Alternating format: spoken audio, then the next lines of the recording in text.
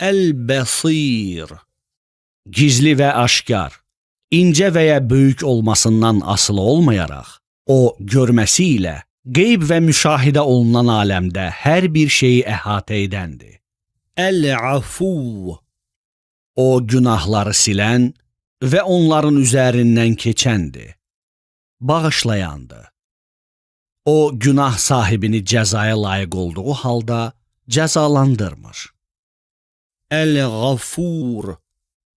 O günah edənin günahını gizlədən, başqalarının yanında günahını açaraq rüsvay etməyən və günaha görə dərhal cəzalandırmayandır. El-Ghaffar.